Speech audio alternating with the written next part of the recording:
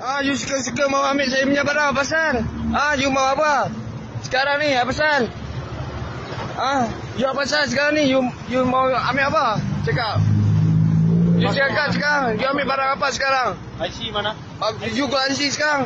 Dengan selipar tak ada, you lagi you suka-suka mau langgar orang lagi, you mau terajar orang lagi, buka pintu orang lagi. Apa pasal? Pemegang pas lawatan, sosial sekali lagi diberi amaran keras oleh kerajaan Malaysia kerana semakin ramai warga asing masuk sebagai pelancong tetapi menyalahgunakan visa dengan bekerja, berniaga, membuka gerai, menawarkan servis dan terlibat dalam aktiviti sindiket.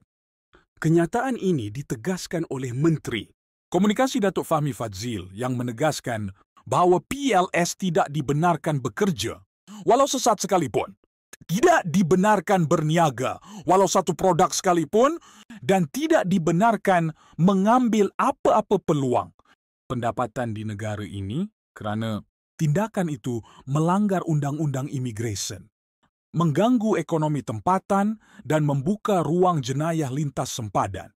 Kerajaan kini melaksanakan operasi besar-besaran bersama imigresen dan polis diraja Malaysia kerana terlalu banyak kes warga asing bekerja secara haram, membuka kedai tanpa lesen, menyewa akaun bank rakyat Malaysia untuk sindiket serta menyusup melalui jalan udara untuk tinggal lama dan masuk rangkaian skam.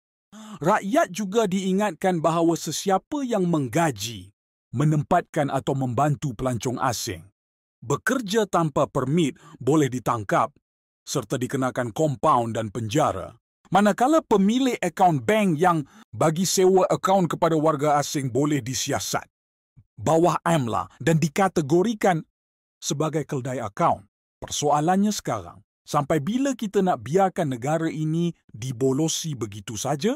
Jangan sampai bila kita nak tengok warga asing berniaga depan mata, sedangkan rakyat tempatan terhimpit. Dan kenapa masih ada yang sanggup ambil risiko semata-mata kerana dibayar beberapa ratus ringgit? Ini amaran tegas. Malaysia, sebuah tempat untuk eksploitasi dan bukan tanah yang boleh dipijak sesuka hati. Jika nampak warga asing bekerja dengan visa pelancong, laporkan terus kepada pihak berkuasa. Jangan berdiam diri, jangan takut kerana undang-undang ada di pihak kita. CTA, kongsi mesej ini. Sedarkan keluarga dan jangan biarkan sesiapa dipergunakan oleh sindiket.